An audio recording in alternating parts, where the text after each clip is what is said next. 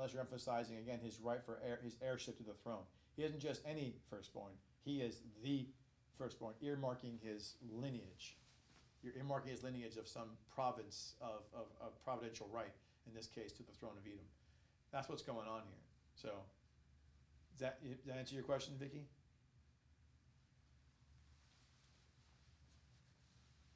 Hopefully you're good with that. Okay, well. All right. So as you look also into chapter 4 now, then after this all goes on, remember, it's a very similar situation that what God does is with Elijah, when he confronts the king, God then brings him to a place where he sustains him. Then he brings him to a place with a widow with her son. What a coincidence. Elijah is about to go with a woman with her sons, plural. Yes? I think he said yes. It is the Hebrew wording found in Yep. Yep. So in chapter 4 now, so now it's going to segue. Remember the first event in Elijah's life was a confrontation with King Ahab. Then God takes him to the other side of the river over here for about a year. Then he brings him up to Zarephath.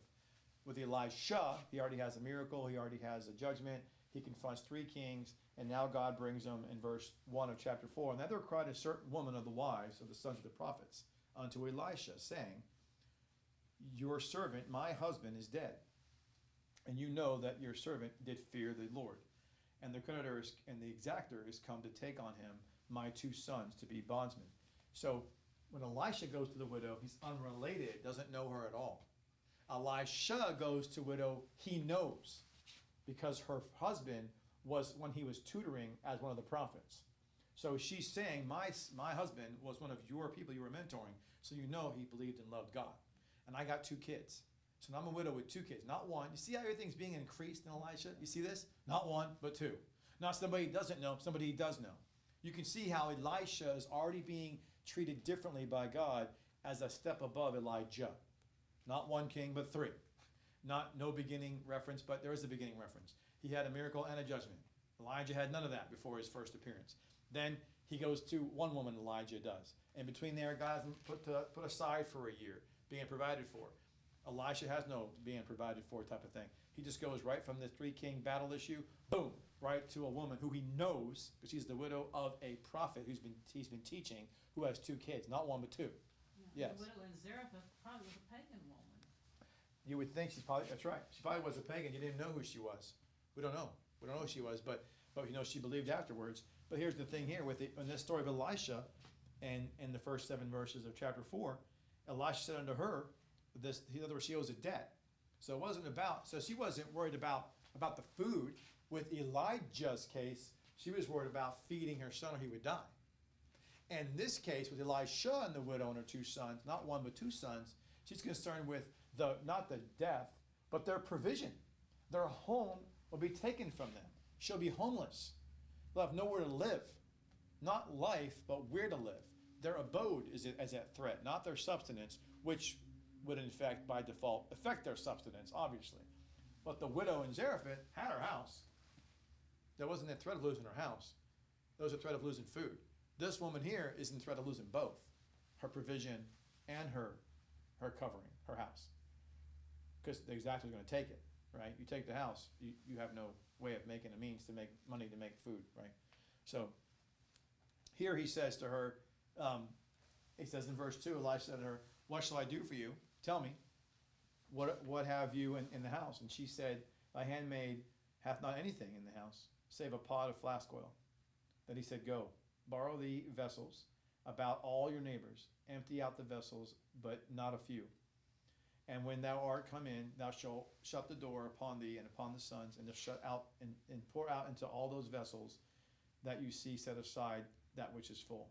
She went from him, shut the door upon her and upon her sons, and brought near the vessels to her, and she poured out. And it became to pass, when the vessels were full, that she said unto her son, Bring me yet a vessel. And in other words, it kept getting, there's more and more to fill. And he said unto her, There is not a vessel, and not a vessel more, and the oil stayed. Then she came and told the man of God, which is Elisha, and he said, Go sell the oil and pay the debt, and live thou and thy children of the rest. So in other words, Elijah lived with the widow for 2 years. Remember that? And she was in threat of food. She needed substance. This widow already had substance of spiritual truth because her husband was a prophet that Elisha was teaching. See, Elisha is being treated with a higher level of maturity in his experiences. The widow he encountered already was being spiritually fed, already had an understanding of foundation and deeper spiritual things. How do I know that? Because her husband was a prophet who sat under Elisha. She said so. She wasn't concerned with food. She doesn't mention that because she had her spiritual substance. She was concerned with the covering over her head, which would then lead to them being without food, practically speaking. But the reason it's not mentioned is because it speaks to the spiritual condition that she was in, that she was in a good state spiritually, unlike the one in Zarephath. Going back to Nancy's comment, she was probably pagan. She was destitute of substance. He had to give her substance with the flour and the measure of oil. Whereas with Elisha's case, there's no need for the oil to bake. There's oil to sell, to buy off the house, the debt. So the debt she's paying was interesting. It's a debt that it looks like, in essence, that has to be paid. It almost speaks to the fact that her husband was a 30-fruit person. In order to get the 60-fruit person, we know that oil is a sense of, it speaks to the anointing, it speaks to the reconciliation, and there's a debt we have to pay. It says, owe no debt to one another except to love one another. Forgive each other their debts, right? So this reconciliation is to the debt we owe to God to make peace with him. And so this woman had to make, so he was picturing the oil vessels being filled, many of them. We don't know how many there were. There must have been quite a bit to be able to sell it and pay off your land and pay off your house. It's pretty significant amount of oil. So he did all that, and then he says, now you're free, basically. So what does it represent? That she had to have enough reconciliation. There was multiple, there's not just, in other words, reconciliation isn't just one simple task. It's a multiplied, diverse, faceted task of the many multiple areas in your life, mentally, emotionally, spiritually, physically. You have to reconcile with God all the things he has used and has done in your life. With her, she had to grieve her husband and yet be thankful to God that he gave her a husband that she could love and have memories and have these two beautiful kids that she could still raise up to be godly men. And so she had to be reconciling all of that and know that even though her life would be forever changed, that she had peace with what God's decision was to take her husband. That she had peace with where she's at with how Elisha was able to, that's why he asked her, what do you want from me? She said, all I want is my debt erased. So what all she wanted was peace with God. That's all she wanted. So in order to go to the next state of maturity, how you get there is not, oh, I want more understanding of rewards. Oh, I want more understanding of the millennial kingdom. Oh, I want more understanding of what God's going to do when he comes back again. No. What you should desire is peace with God. Desire peace with God, and he will free you of all your debts. He will free you of your debt spiritually that you feel bound to, that you feel sometimes hindered by and burdened by the sense of you not measuring up to him or you not living out what you should. God will forgive you of that. He will forgive. He will pay off the debt, if you will, of your own sins and my sins.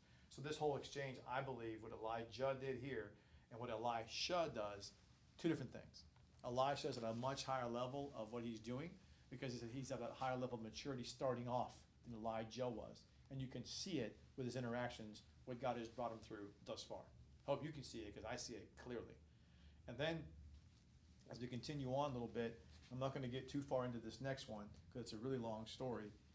But as we look into verses 8 onward, and it fell on a day that Elisha passed to Shunem, and there was a great woman, and she constrained him to eat bread. And so it was that as oft as he passed by, he turned in thither to eat bread. And she said unto her husband, behold, now I perceive that this is a holy man of God, of Elohim, which passes by us continually.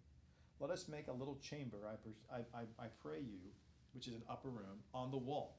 And let us set for him there a bed and a table and a stool and a candlestick.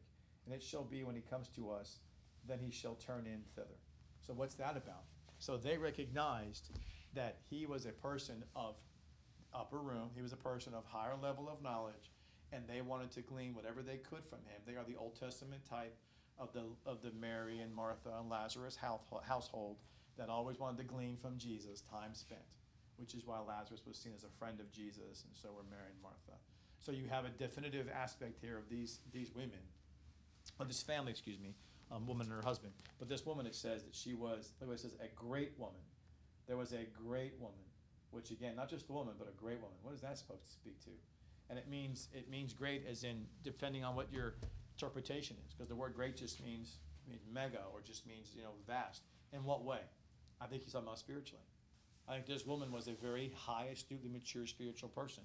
And notice how she was leading her husband to understand, not the other way around. She led him to understand who Elisha was spiritually. She led him to understand what they should be doing. She led him to understand where their mindset should be, that they should clamor for opportunities to hear more from him. When he comes by, let's jump on opportunity to administer to him, because he's being used by God. We can glean from God through him. It's not about him. It's about God being used in and through him.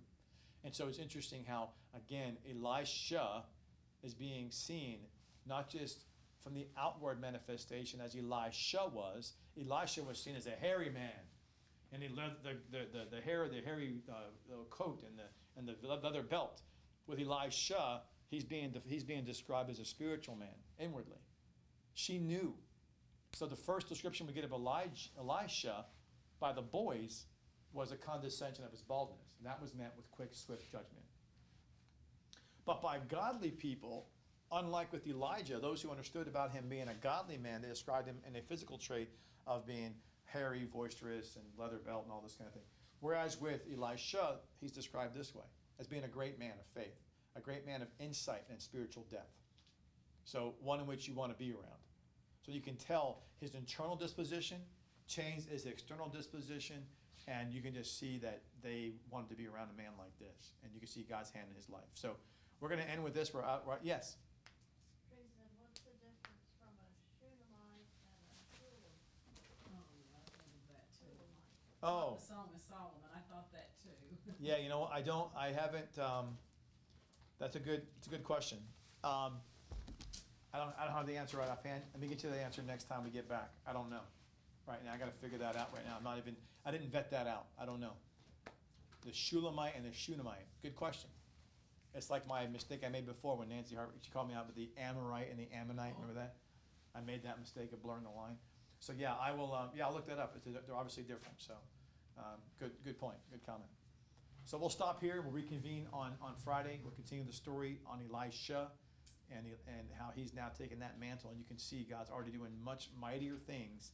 So it's almost like he went from the lower level story of the house, and now God's interacting with Elisha on the upper level of the house.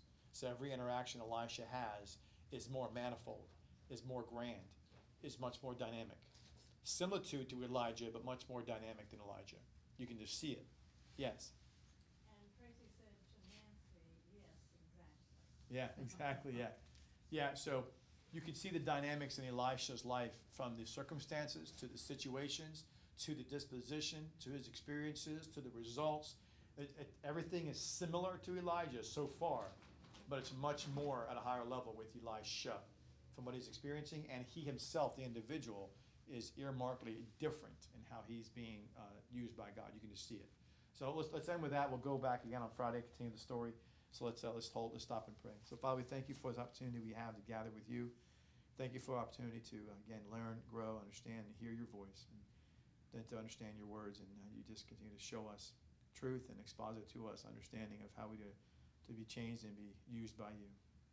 Thank you for being our teacher, our father, our counselor in this time, and bring us back together safely on Friday and give us a good week. And thank you again for showing us your love and your mercy. In Jesus, Yeshua's name we pray. Amen. I had a couple of things I wanted to bring up at the beginning, and then there's this guy